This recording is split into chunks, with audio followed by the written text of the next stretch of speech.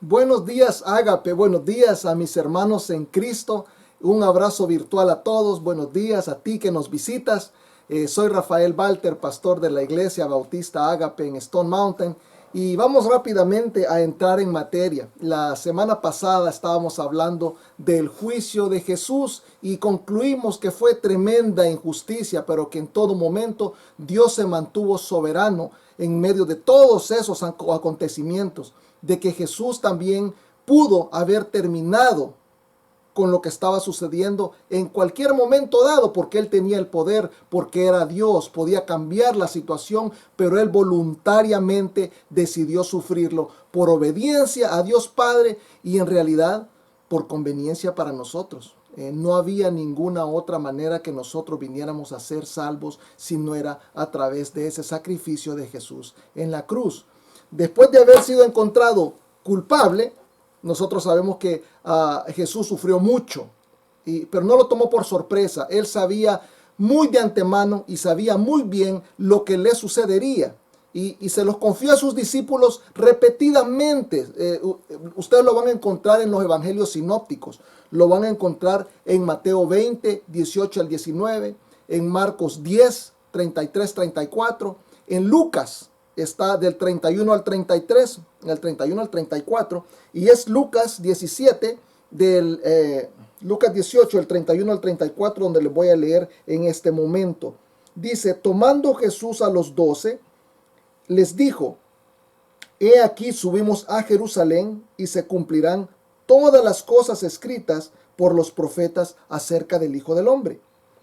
Pues será entregado a los gentiles y será escarnecido y afrentado y escupido. Y después que le hayan azotado, le matarán, mas al tercer día resucitará.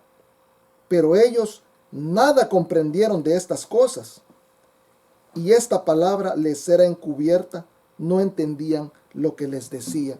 Fíjese que algunas personas piensan que esta película de Mel Gibson, La Pasión, es exagerada, que es sangrienta y que no fue así como sucedieron las cosas. Porque al leer los evangelios, ellos no miran este detalle. Ellos dicen: pero es que yo estoy leyendo los evangelios, los 4, y no se mira ese trato salvaje que se ve en la película. Entonces, yo te doy la razón. En los evangelios no está todo el detalle, así como tú piensas. La cuestión es, fíjate hermano, que cuando las personas vienen a Cristo, se les recomienda que comiencen a leer la escritura a partir de Mateo. Y leen de Mateo hasta Judas, porque también le tienen miedo a Apocalipsis, porque de repente no lo entienden y porque de repente les parece que esas historias del fin del tiempo es algo que no quieren todavía tratar de procesar. Y además de eso, obvian todo el Antiguo Testamento. Lo que sucede, hermano, es que la muerte de Jesús es algo que estaba profetizado. Es algo que aparece en mucho detalle en todo el Antiguo Testamento. Si tú no has leído el Antiguo Testamento, te has perdido el 75% de la Biblia y hay mucho detalle que tú no conoces. Entonces, es por eso que hoy vamos a ver ese detalle y vamos a hablar de lo que prometimos, la tortura y crucifixión de Jesucristo.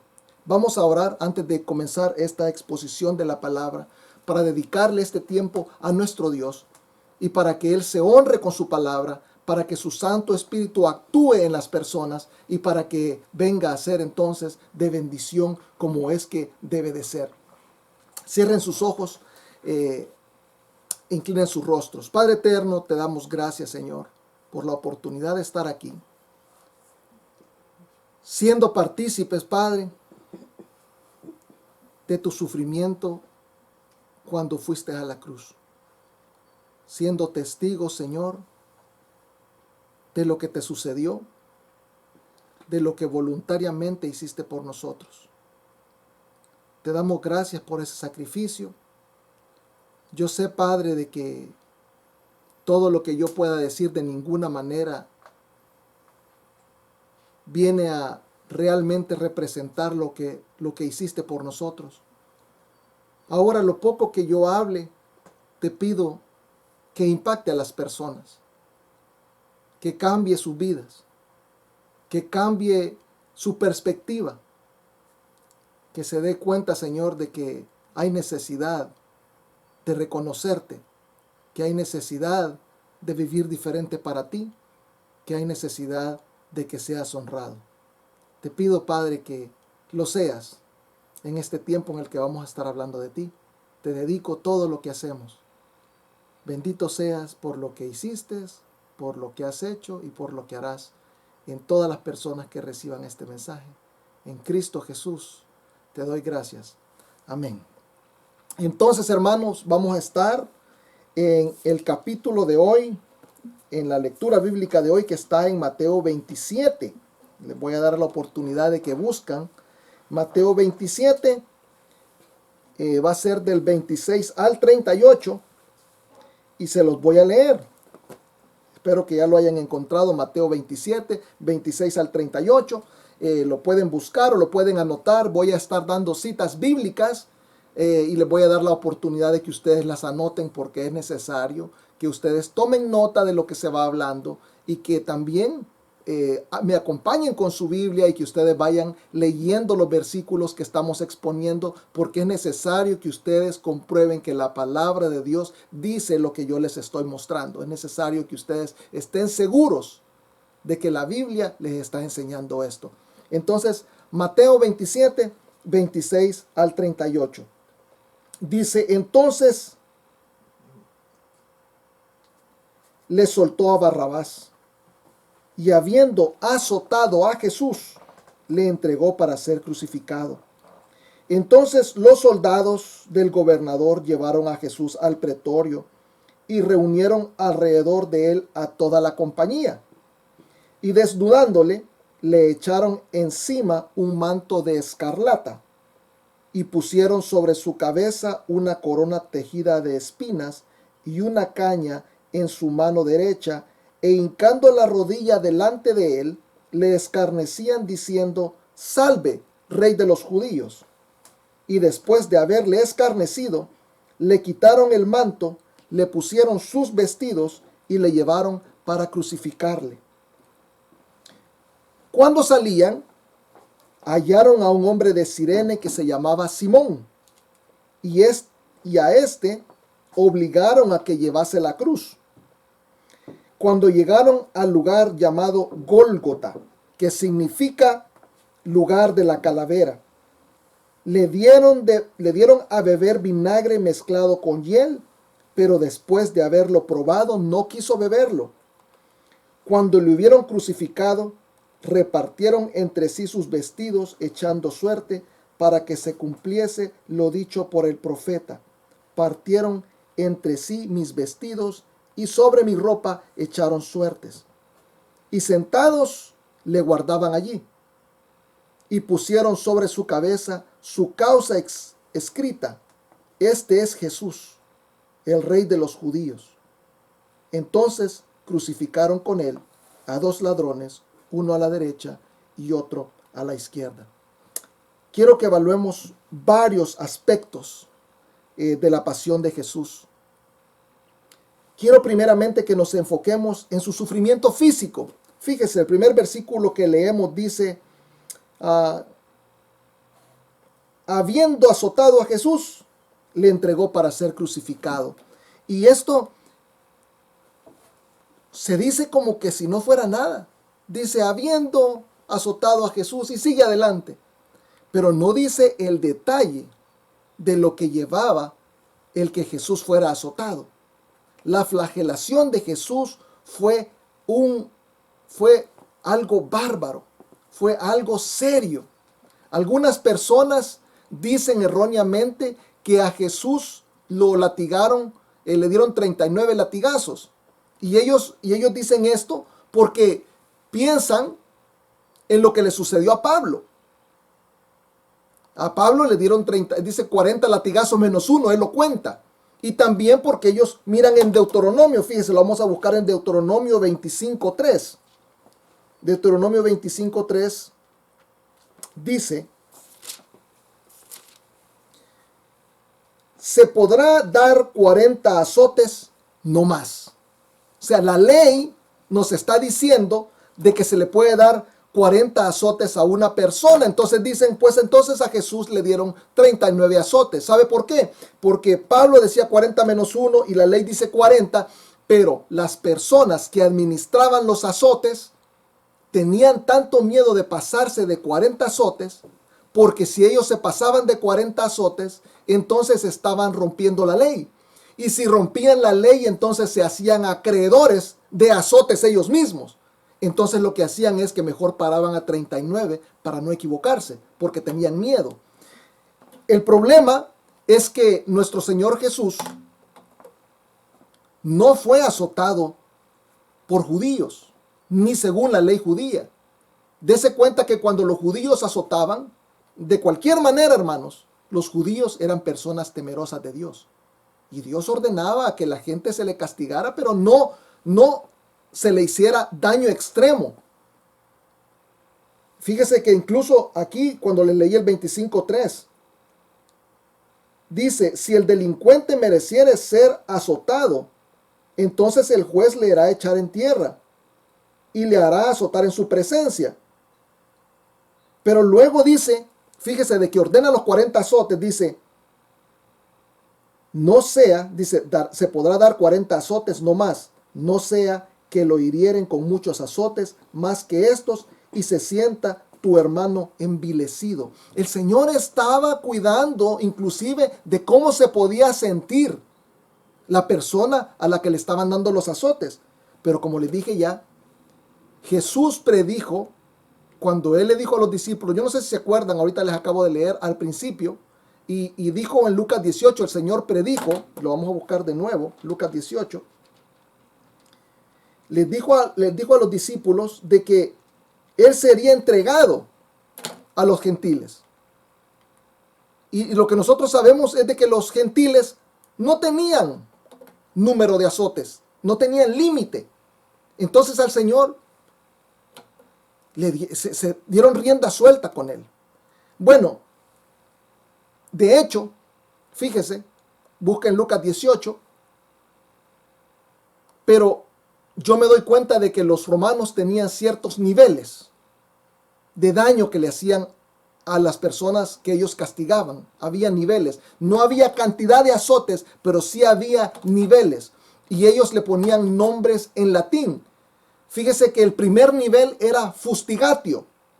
Fustigatio era una golpiza que le propinaban a una persona que tenía delitos menores, ¿verdad? Flagelatio ya era brutal y era para un criminal, pero a los que estaban condenados a muerte le hacían lo que le llamaban el verberatio. El verberatio es lo que sufrió Jesús.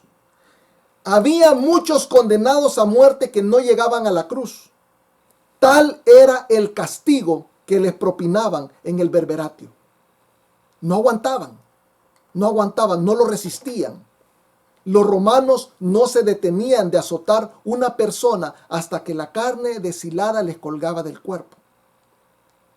Lo que le sucedió a nuestro Señor Jesús es tan bárbaro como lo que ustedes ven en la pasión de Cristo, y es aún peor. Es aún peor. Este desprendimiento de la carne se lograba porque los azotes de los romanos les amarraban en las puntas toda clase de cosas, pedazos de metal, piedras, huesos. Entonces, eran también gente que se dedicaba a castigar profesionalmente. O sea, este era el oficio de ellos, castigar gente. No tenían sentimientos. Y cuando le soltaban el latigazo con toda su fuerza, las piedras y las piezas que traían en la punta del látigo se enterraban en la carne y jalaban con toda su fuerza, y ahí es que se traían la carne. Quiero decirles que cuando al Señor Jesús le metieron la lanza en el costado, no le salió sangre. Y piensen en esto. Nuestro cuerpo es un sistema cerrado. No hay manera de que salga tanta sangre si no es con heridas terribles. A él lo clavaron de las manos y de los pies, pero eso no fue suficiente para vaciarlo. El Señor ya iba falto de sangre cuando él iba a la cruz. Ya había perdido muchísima sangre cuando lo azotaron. Luego después, fíjense, como si eso no fuera una barbaridad terrible, le pusieron los vestidos. Y yo no sé, hermano, si tú tienes hijos o si te ha pasado a ti, pero los niños corren y no tienen cuidado y se caen y se raspan las rodillas. Lo que hacemos regularmente los que hemos sido padres y que nos acordamos de esto es que entramos los niños raspados, hasta con piedritas metidas en la carne, se las quitamos, le lavamos con jabón, les ponemos la pijamita y como de tanto llorar quedan bien relajados, se ponen a dormir. En la mañana la pijama la tienen pegada en la herida. El padre que no tiene mucha experiencia sabe que esto es así, de que aunque se le ponga una gasa que supuestamente es para que no se pegue, se pega. Y los padres lo que hacen es que le ponen agüita tibia, agüita caliente para que se afloje, para tratar de quitárselo con cuidado, pero no importa cuánto cuidado tú tengas, la carne vuelve a quedar expuesta. Imagínate que al Señor Jesús lo azotaron, después le pusieron tela encima de las heridas, y el proceso natural es que comienza a salir este líquido que trata de sellar la carne. Y al llegar a la cruz, después de varias horas de caminar por la vía dolorosa, le arrancaron la ropa. El Señor Jesús atravesó horrible sufrimiento. Horrible sufrimiento. Todo esto para que se cumpliera la profecía que está en Isaías 52:14. Pueden buscarlo ustedes ahí. Isaías 52:14 dice: ¿cómo se asombraron de ti muchos? De tal manera fue desfigurado de los hombres su parecer y su hermosura, más que la de los hijos de los hombres. A nuestro Señor Jesús lo maltrataron tanto que fue irreconocible. Ese es tu Dios. Esa es la cantidad de amor que tiene por ti, que cargó con todo tu pecado y con todo lo que a ti te tocaba. Ese es el valor que tú tienes para Él. Quiero que te detengas a pensar en eso un momento. Ahora vamos a pasar al sufrimiento psicológico y lo podemos ver ahí mismo en Mateo, donde estábamos, Mateo 27:28, el mismo pasaje de hoy. Puedes buscarlo, Mateo 27:28. Dice: y desnudándole, le echaron encima un manto escarlata. Como si el sufrimiento físico no fuera suficiente, el Señor Jesús sufrió psicológicamente. Desde antes de su arresto, yo no sé si tú te recuerdas que cuando Él estaba en el Monte de los Olivos, Él comenzó a sudar sangre. ¿Sabes por qué tú nunca has sudado sangre, hermano? Porque tú nunca has tenido el peso de salvar al mundo sobre tus hombros. El Señor Jesús tuvo hematohidrosis. Hematohidrosis es el rompimiento de todos los vasos capilares sanguíneos y comenzó a sudar sangre. Tal era el estrés, tal era la presión que él tenía. Comenzó a sudar sangre. Ese sufrimiento psicológico se agravó cuando a él lo llevaron y no lo dejaron dormir. No sé si te diste cuenta que el Señor Jesús fue arrestado como a la medianoche y pasó desvelándose toda la noche en interrogatorios hasta las 6 de la mañana. A las 9 fue encontrado culpable y el Señor murió como a las 3 de la tarde. Y entonces, todo este tiempo el Señor Jesús no durmió y estar sufriendo que se burlaran de él, que lo escupieran, que lo desnudaban. Imagínense qué vergüenza, qué humillación y qué deshonra para nuestro rey. Que sus amigos lo estén viendo, su familia, su madre estaba viendo todo lo que le hacían. Y no solo ellos, sino toda la gente que estaba por toda la calle. Lo crucificaron en un monte de la calavera, Gólgota en hebreo. Lo pusieron allá, hermanos, y eso no estaba escondido. Se podía ver de lejos de la ciudad que lo estaban colgando a nuestro rey. Era una vergüenza pública, fue un gran sufrimiento psicológico. Fue un gran sufrimiento psicológico. Luego viene el sufrimiento espiritual. Los libros de historia nos dicen de que muy pocas mujeres fueron crucificadas. Casi no hay, son casos aislados. También vemos de que muy pocos romanos fueron crucificados. Los únicos que fueron crucificados por traición. La crucifixión era reservada para los esclavos y para los extranjeros rebeldes. Fíjese que hasta en esto hay enseñanza. Porque el Señor decía, mi reino no es de este mundo. Él era un extranjero. Y murió en obediencia total a nuestro Dios. Él estaba diciendo, yo soy tu esclavo. Pero es también un elemento que lo vuelve espiritualmente humillante. Siendo el dueño y creador de todo, puro y santo, sin pecado, que sea tratado como lo más bajo. Cuando el Señor cargó con tus pecados, el Señor se sintió indigno, se sintió solo. Y todo eso para cumplir lo que dice el Salmo 22. Yo les invito a que lo lean todo el Salmo 22, pero les voy a leer unos cuantos versículos en el Salmo 22 que habla de la manera como el Señor se estaba sintiendo en el momento en el que Él estaba siendo crucificado. Fíjense, les voy a leer cuatro versículos. Salmo 22, 1 dice, Dios mío, ¿por qué me has desamparado? Yo sé que ustedes no lo saben,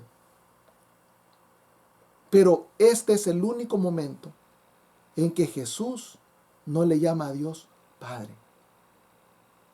Le llama a Dios. Porque en este momento Él está lejos de aquella armonía que tuvo en el principio con Él.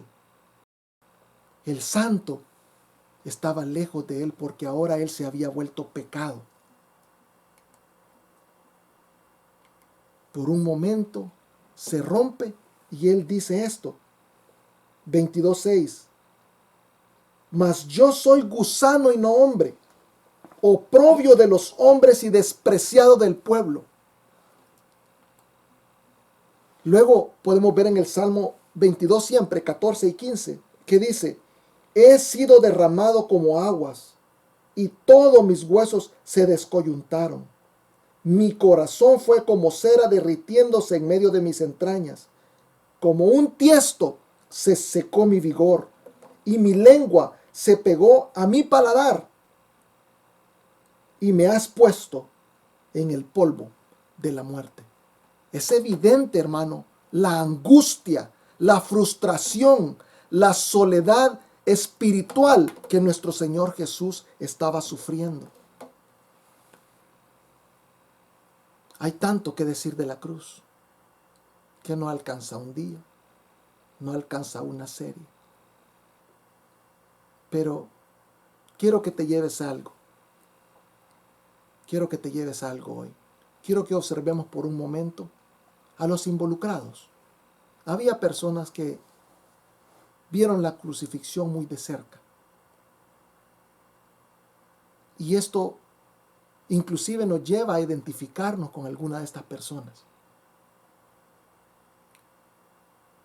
Quiero que pienses en lo que voy a decir en este momento. A ver con quién de ellos te identificas. Primero están los ladrones. Mateo 27:38, el mismo pasaje que estábamos viendo ahora, nos dice Mateo 27:38, búscalo por favor. Mateo 27:38 dice: entonces crucificaron con él a dos ladrones, uno a la derecha y otro a la izquierda, y hasta ahí concluimos nosotros con nuestra lectura bíblica de hoy.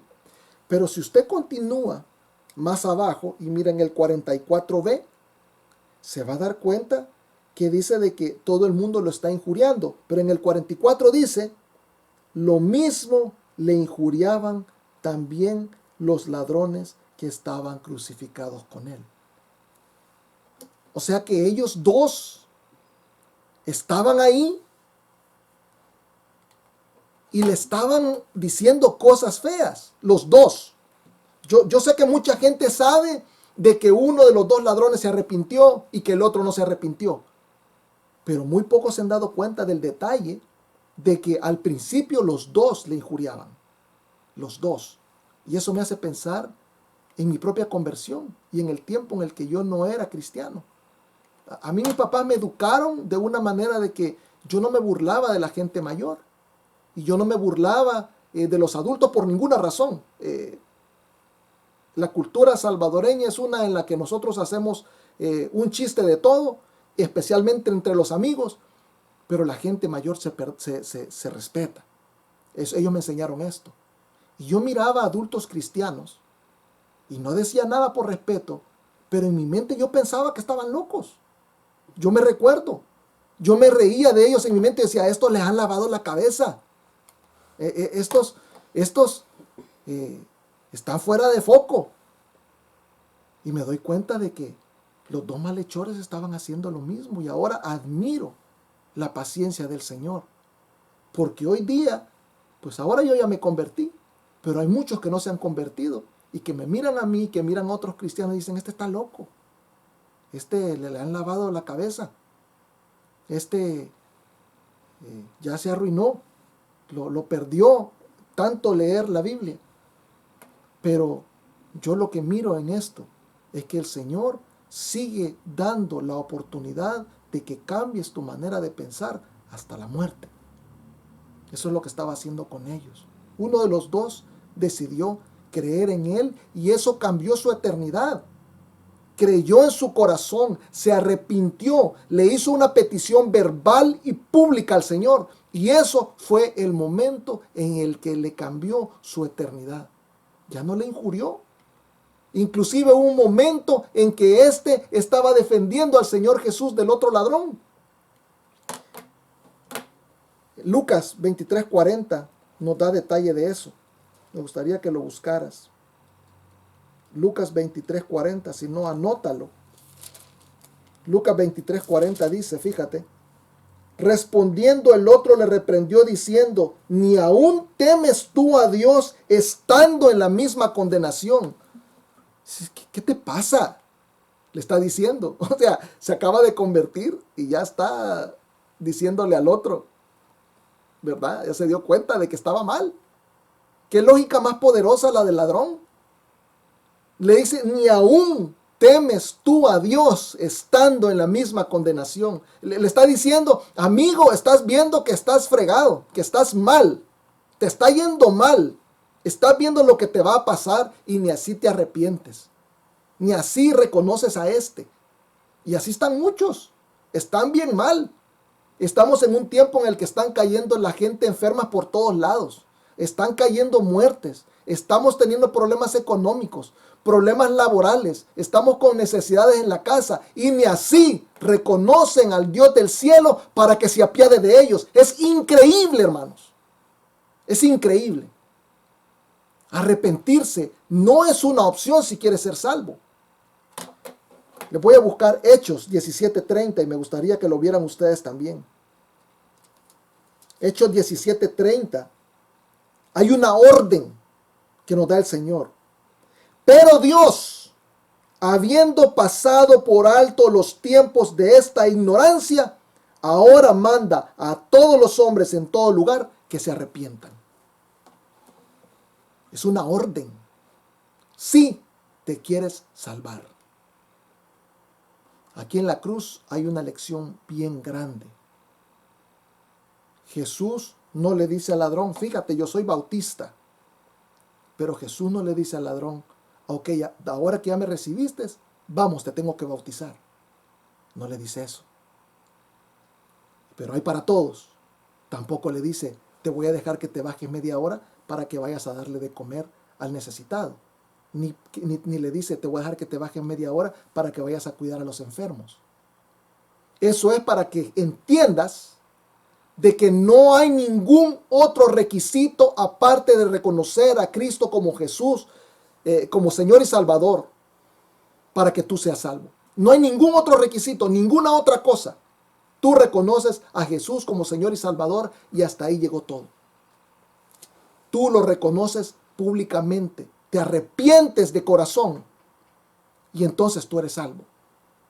Es tremenda lección, es tremenda lección. Estas son dos de las personas involucradas, los dos ladrones.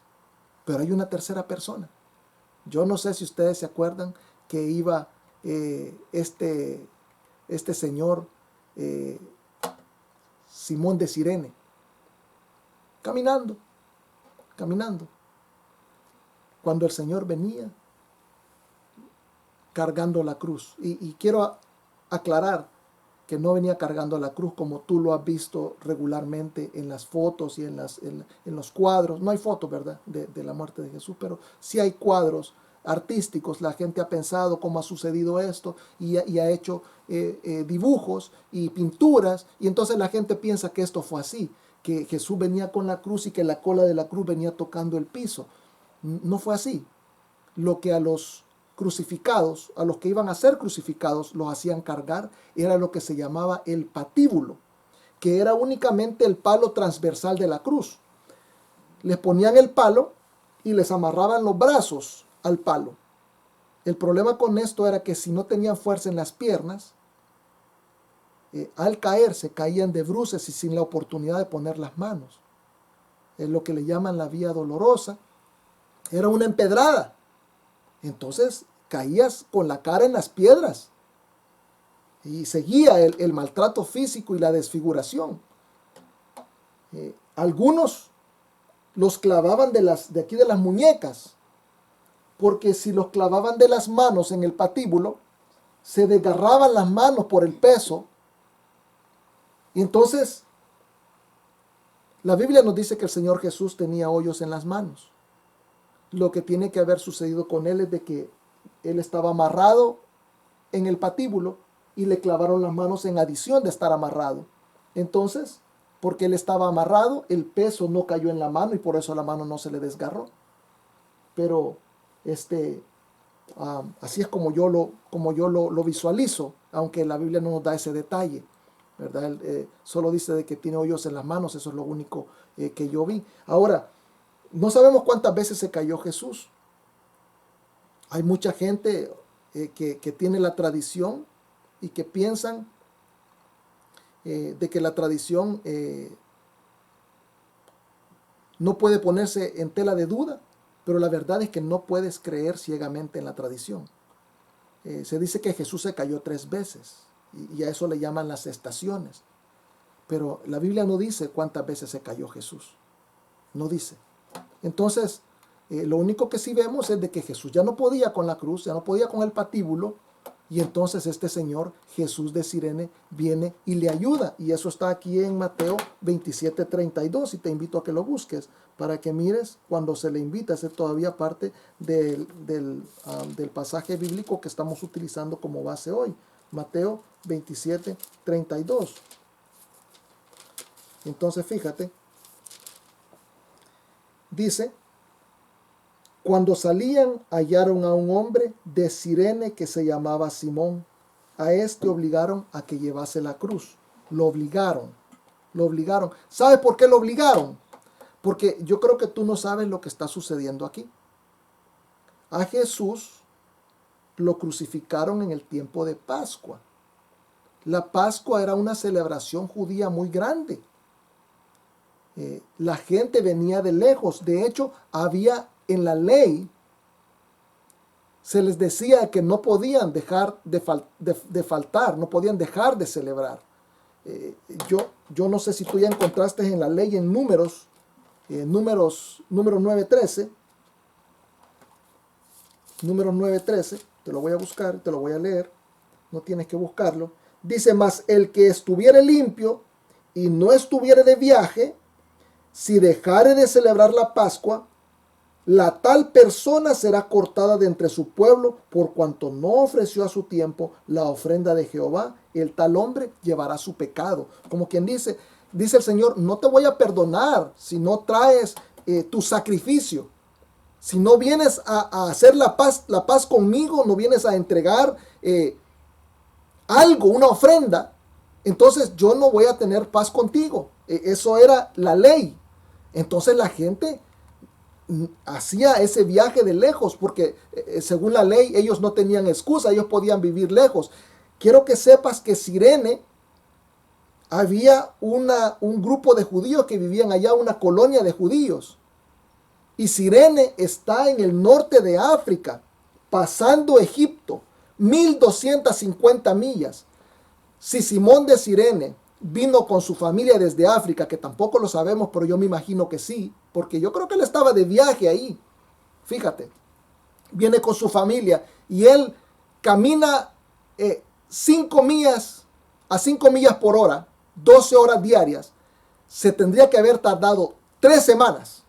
3 semanas, hermano, en llegar a Jerusalén. Y venía él a cumplir con un requisito religioso. Venía a un tipo de retiro espiritual. Si tú no eres cristiano, tal vez no sabes esto. Pero nosotros hacemos retiros espirituales. ¿Y qué es lo que esperamos hacer en esos retiros espirituales? Vamos a escuchar la palabra de Dios, vamos a orar, vamos a sentir la presencia del Señor y salimos de ahí con una comunión renovada con el Señor. Pero a este se le interrumpieron. Lo hicieron que cargara con la cruz de un reo de muerte, que se llenara de sangre del otro. Este hombre había llegado a ver que se mataba al cordero para tener paz con Dios, pero se encontró con el verdadero cordero, con el cordero eterno, con el cordero perfecto. Y él tal vez no se dio cuenta. Pero imagínese, se encontró con el Cordero Pascual y después se tiene que haber dado cuenta a quién le ayudó. Se tiene que haber dado cuenta a quién le ayudó. Les dije que la tradición no es de creerla ciegamente.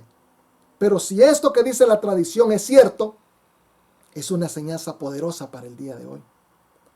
Se dice que los hijos de Simón de Cirene eran conocidos de los cristianos del primer siglo.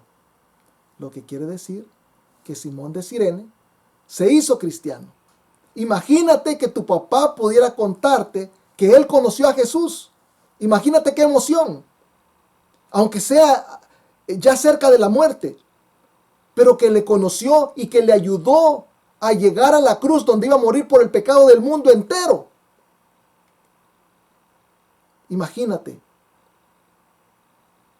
¿Cómo puede haber cambiado a Simón de Cirene esta experiencia? Estos niños se vieron tan impactados por las historias de su papá que se sabe, según la tradición, que uno de ellos murió mártir. ¿Verdad? Es así tu vida. Es así tu vida. Le estás hablando a tus hijos con emoción del momento en el que conociste a Jesús. Le estás hablando a tus hijos de lo que significa para tu vida haber conocido a Jesús. Están viendo cómo te impactó por la forma en que tú vives ahora. ¿Será que ellos están viendo que Jesús realmente te ha cambiado? Pueden ver el cambio de comportamiento. Te han visto cómo tú dejas y no te importa lo que te gustaba, con tal de ahora ser agradable a Dios. Ven tu dedicación a la iglesia. Ven tu dedicación invirtiendo tu tiempo y tus horas al Dios del cielo. Porque tú entiendes de que la eternidad de las personas es más importante que cualquier otra cosa que tú puedas hacer. Lo están viendo tus hijos. Hermano, no podemos experimentar a Jesucristo y vivir indiferentemente. No podemos conocer a Jesús y seguir siendo los mismos. Vamos a orar. Cierra tus ojos e inclina tu rostro. Padre eterno, te doy gracias por cada uno de las personas que están aquí. Por las personas que me están escuchando, Señor. Que ahora, Padre, al ver experimentado tu agonía en la cruz, tu agonía física, tu agonía espiritual, tu agonía psicológica, que se han dado cuenta de la brutalidad de la cruz, que se arrepientan, que te pidan perdón y que ahora vengan, Señor, a reconocerte como Señor y Salvador. Te pido, Padre, por todos ellos, que lo hagan de una manera pública y que busquen una iglesia a donde ser parte, a donde puedan dedicar su vida. También te pido por los hermanos que están alejados, que hoy vengan a reconciliarse contigo. Es un buen tiempo. Está cerca la Pascua. Es tiempo de reconciliación con nuestro Dios. Y te pido por aquellos que están cerca de ti, pero que no se han comprometido de una manera total, que ahora sientan la necesidad de servirte más, de hablar de ti sin vergüenza, de vivir para ti de una manera impactante, que otros, no solo su familia, se den cuenta de lo que es Cristo en la vida de las personas. Bendito sea, Señor, por todo tu amor. Bendito sea, Señor, por todo lo que has hecho. Y bendito seas por tu sacrificio. En Cristo Jesús damos gracias. Amén. Dios los bendiga, hermanos, y nos vemos la próxima semana. Que el Señor los proteja.